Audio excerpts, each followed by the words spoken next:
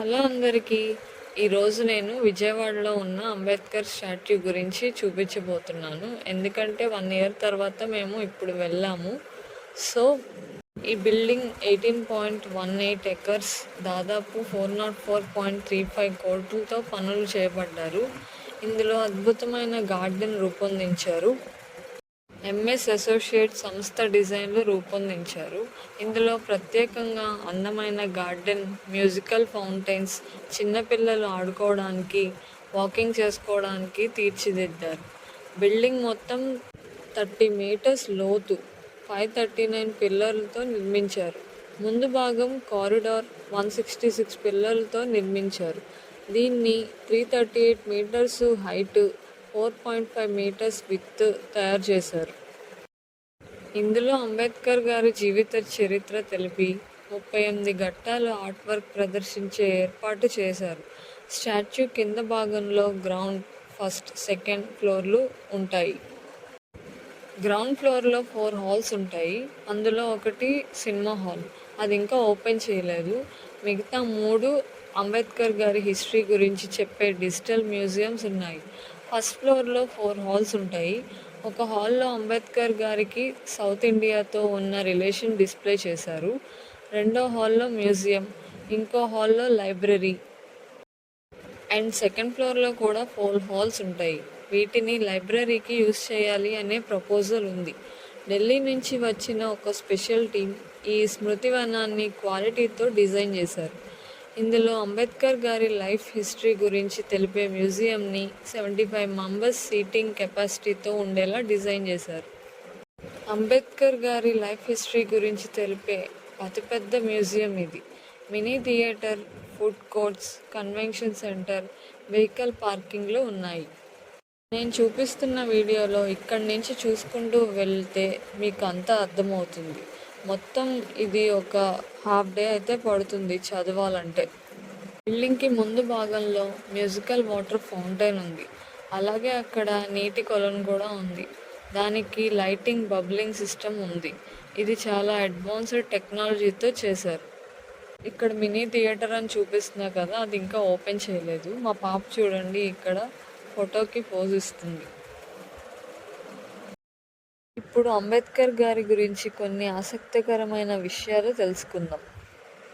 అంబేద్కర్ గారు నిరుపేద కుటుంబంలో పుట్టి కుల వివక్షకి గురయ్యి ఎన్నో కష్టాలను అనుభవించారు.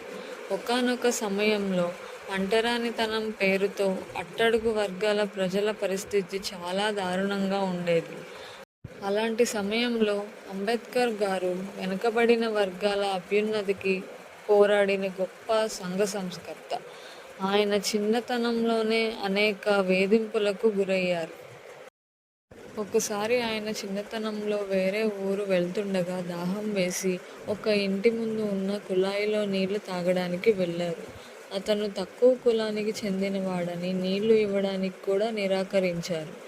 అంతేకాకుండా పాఠశాలలో కూడా ఇతర విద్యార్థులు లోపల కూర్చునేవారు, అంబేద్కర్ గారు తరగతి గది దగ్గర కూర్చునేవారు.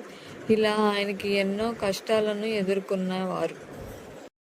1907లో అంబేద్కర్ గారు ఆయన మెట్రికులేషన్ పూర్తి చేశారు. అలాగే 1912లో బాంబే యూనివర్సిటీ నుంచి ఎకనామిక్స్ అండ్ పొలిటికల్ సైన్స్లో డిగ్రీ చేశారు. 1930లో అమెరికాలోని కొలంబియా యూనివర్సిటీ చేరి పిహెచ్డి పూర్తి చేశారు. 1916లో లండన్ స్కూల్ ఆఫ్ ఎకనామిక్స్లో చేరి 8 ఏళ్లు పూర్తి చేయవలసిన చదువును కేవలం 2 సంవత్సరాల్లో పూర్తి చేశారు. ఆ తర్వాత scheduled caste federation, independent labour party అనే 2 రాజకీయ పార్టీలు స్థాపించారు. ఇండిపెండెన్స్ తర్వాత అంబేద్కర్ గారు సెంట్రల్ కౌన్సిల్లో మొదటి న్యాయమూర్తిగా అపాయింట్ అయ్యారు.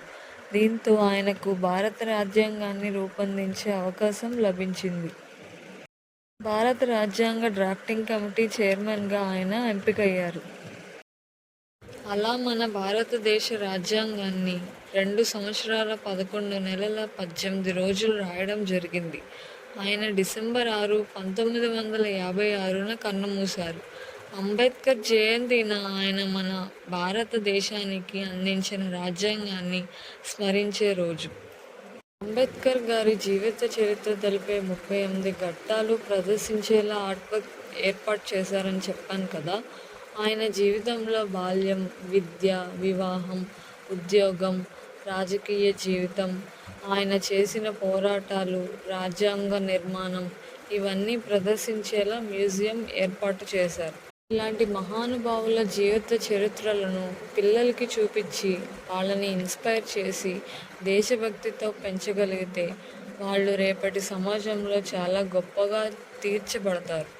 సమాజ అభ్యున్నతికి వాళ్ళు ఎంతగానో ఉపయోగపడతారు. ఫైనల్గా ఈ వీడియో మీకు నచ్చిందనే అనుకుంటున్నాను. ఇంకా నా ఛానల్ చూస్తూ సబ్స్క్రైబ్ చేయని వాళ్ళు ఉంటే సబ్స్క్రైబ్ చేసుకోండి.